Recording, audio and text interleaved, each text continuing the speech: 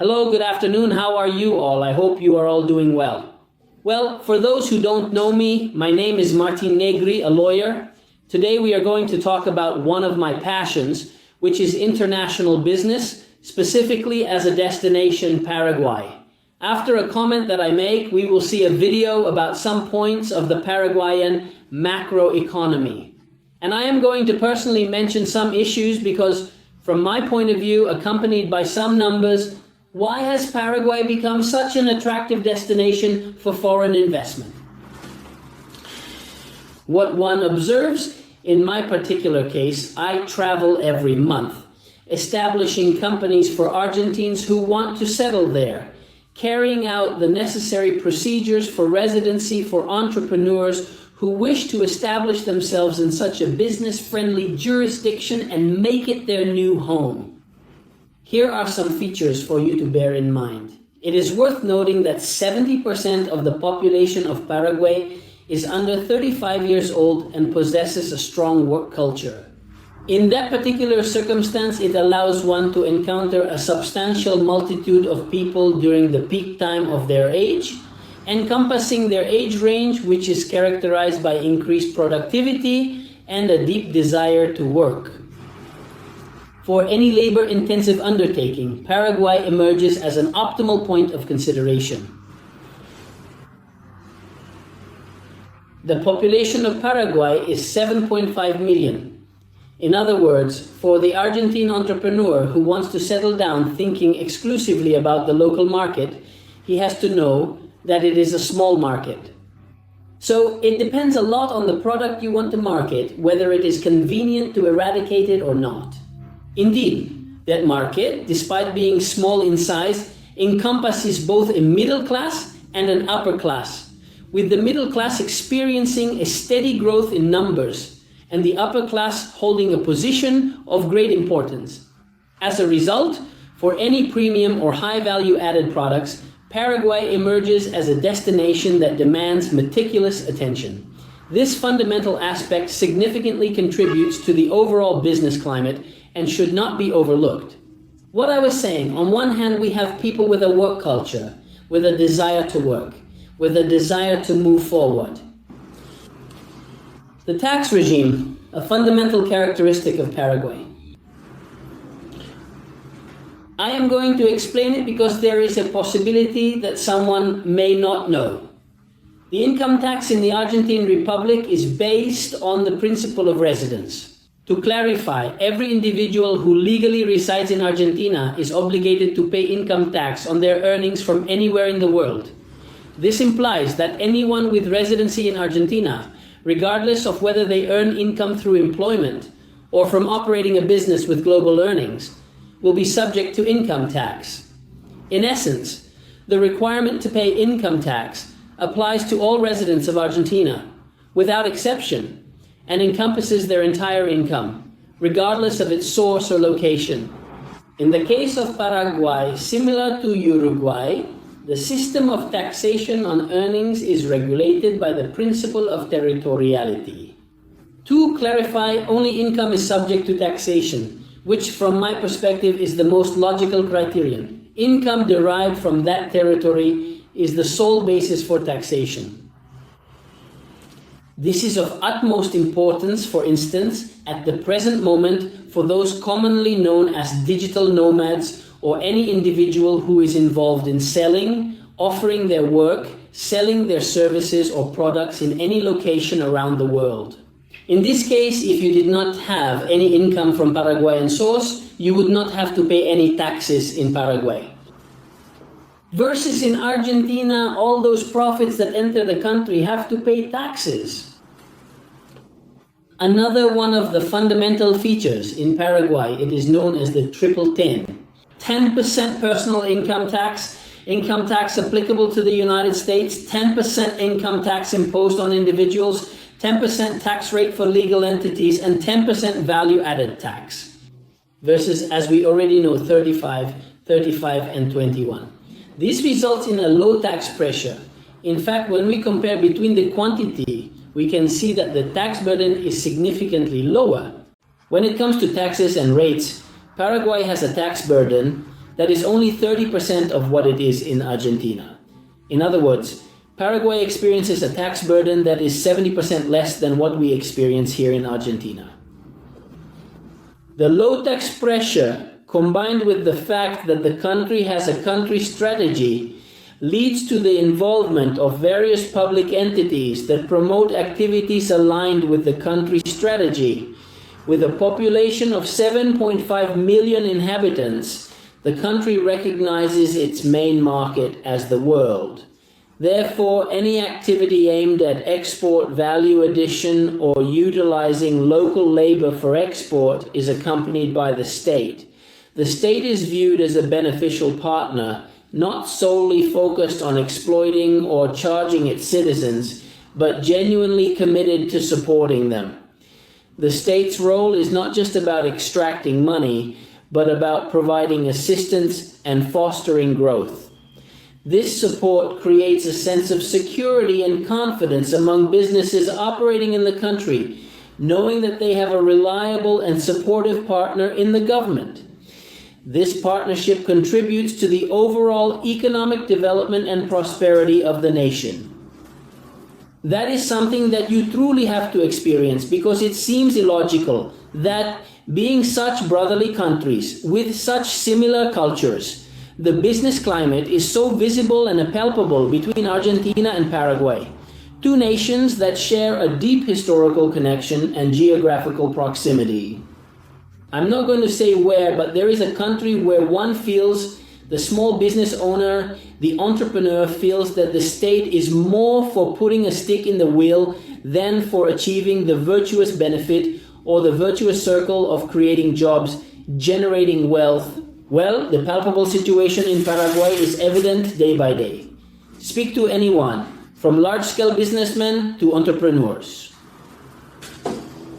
Another characteristic that makes Paraguay so favorable is its position within the Mercosur, as it has a preferential agreement within the Mercosur. Any product that has up to 40% of local value added to it already qualifies for a Mercosur certificate, indicating its regional origin within the trading bloc. To put it in other terms, participating in the production process in Paraguay. A product that involves the contribution of 40% of the local workforce, it is not necessary for the inputs or the main product to be sourced exclusively from Mercosur member countries. Product from any part of the world, with the inclusion of 40% local labor already having access to the certificate of origin of the Mercosur trade bloc. In other words, exporting that product to any of the member countries or associate countries such as Chile is tariff-free. This is an incredible benefit for us. Then we have something that unfortunately the Argentine entrepreneur is not seeing. He is wasting it compared to the Brazilian, Uruguayan and Chilean entrepreneur who have already eradicated it, especially the Brazilians, in a very important way. It is the maquila regime in Paraguay. The maquila regime in Paraguay allows us to import, listen carefully, something that here in Argentina seems like a utopia, importing inputs, raw materials and capital goods with 0% customs duty and 0% VAT, which is an incredible advantage for businesses in Paraguay. Clearly, the purpose is to generate value and jobs. The maquila regime, which is the only one, is already designed specifically for the re-export of the product in order to enhance economic growth and create employment opportunities in the region.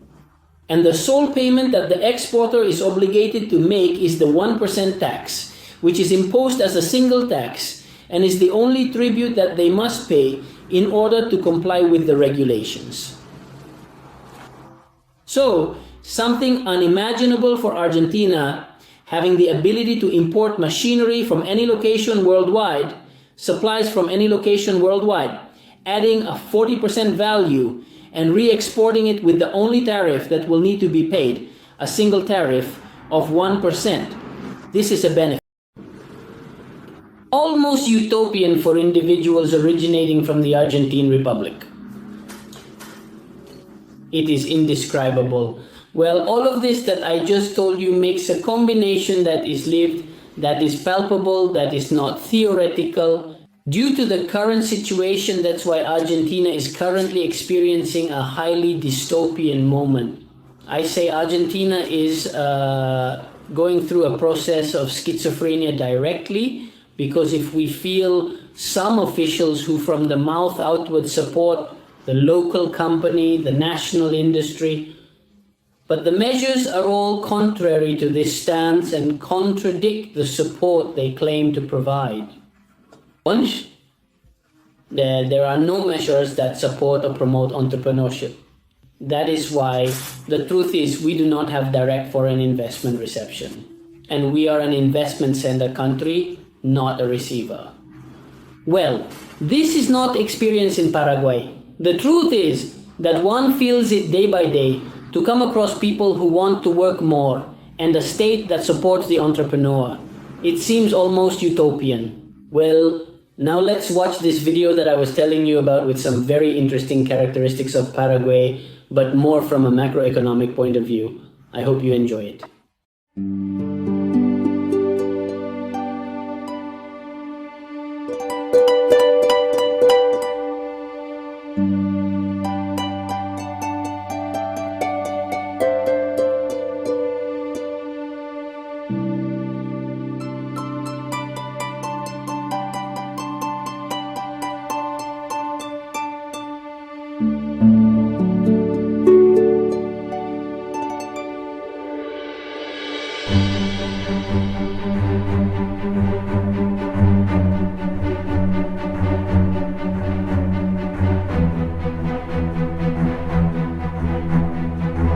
Paraguay is among the fastest growing countries in Latin America.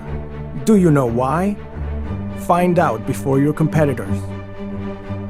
406,752 square kilometers of land in a strategic geographical location with abundant natural resources, where 97% of the territory is suitable for food production. A young, efficient, motivated, cost-competitive workforce. 70% of the population is under the age of 35.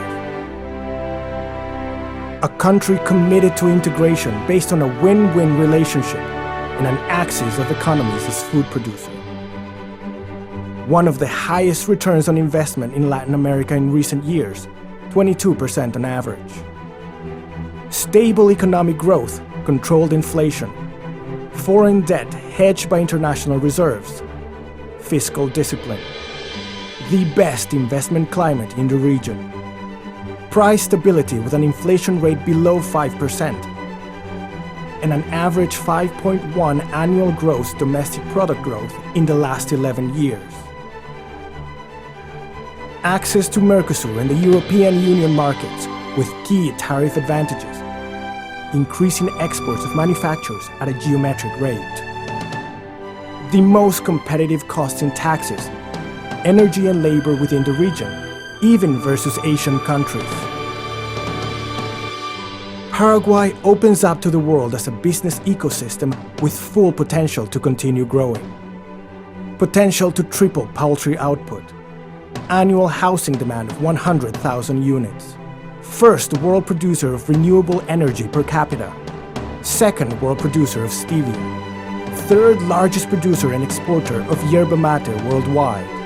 Third largest fleet of barges in the world. Fourth largest soybean exporter worldwide. The fourth largest world exporter of electric power. Sixth largest producer of soybean, wheat and corn. Sixth largest meat exporter in the world. We welcome the most competitive country in the region. A fertile land with a lot to be done.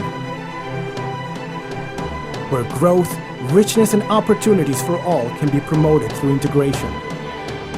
Paraguay.